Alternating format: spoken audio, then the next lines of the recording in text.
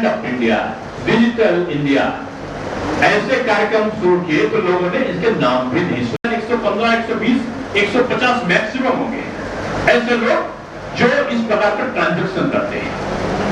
अगर अब हम कहें कि जो व्यापारी हमारा 99% नहीं तो 95% से ऊपर का व्यापारी किसी प्रकार के भय के दायरे में भी नहीं आता है, व्यापारी को आप बेईमान क्यों समझते हैं? व्यापारी घमासानी बना है। व्यापारी कौन व्यापारी ऐसा होगा जो कर नहीं देना चाहता? सब व्यापारी कर देना चाहते हैं।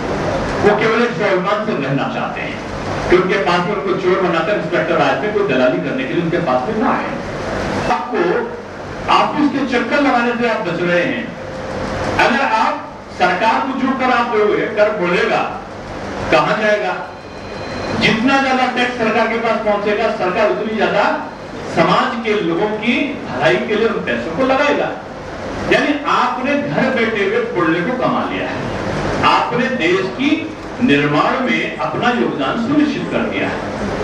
अब इस पे पक्ष और विपक्ष भ्रांतियों का उल्लेख हो सकता है और भ्रांतियों का समाधान हो सकता है। और मैं चाहूंगा कि वाणिज्य कर विभाग अपने और एक्सपर्ट तैयार करें, और एक्सपर्ट तैयार करने के बाद इस प्रकार की व्यापारी भाइयों के साथ में, चार्टर्ड अकाउंटेंट्स के पास में, वकील जो टैक्स से संबंधित एडवोकेट्स हैं या टैक्स से संबंधित कंसल्टेंट्स हैं, उनके साथ में इस प्रकार की संगोष्ठियों को करके ओपन चर्चा रखें, एक एक प्रश्न पूछे और एक एक प्रश्न का जवाब दें।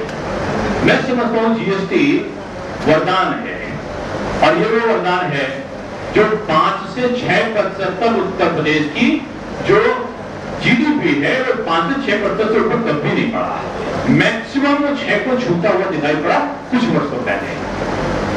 अब आप आज कल्पना करो, आज हम लोग बैठे हैं, 1.5 साल से 2 साल के बाद आप आकर देखना यही जो 5% की जो जीडीपी है उत्तर प्रदेश की, ये 7% के आसपास न पहुंच जाए, तब आप कहिएगा जीडीपी आपके पक्ष में है या आपके विपक्ष में है। हम नहीं कह रहे। आर्थिक विश्लेषक न्यूयॉर्क टाइम्स ने तो संपादकीय में एडिटोरियल में पहले पन्ने पर लिखा है कि भारतवर्ष के जो पॉलिटिशियन हैं वो कहते हैं कि जीडीपी 2% तक बढ़ेगी, लेकिन अमेरिका का जो आर्थिक विश्लेषण है वो ये कहता है कि भारत ने अगर भारत ने जीएसटी को कुशलतापूर्वक लागू कर लिया तो भारत का जो परिदृश्य है दुनिया में, भारत सबसे ज्यादा ग्रोइंग स्टेज वाला ग्रोइंग जो सिटी है, कंट्री है, उसमें इसका नाम दर्ज होगा और भारत की इकोनॉमी दुनिया के किसी भी देश की इकोनॉमी को पार करेगी। और उसके साथ साथ उन्होंने कहा कि ये 2% का इंक्रीज नहीं होगा बल्कि 4% से अधिक का इंक्रीज उनकी जीडीपी में संभावित है। दुनिया के लोग कयास लगा रहे हैं हमारे बारे में।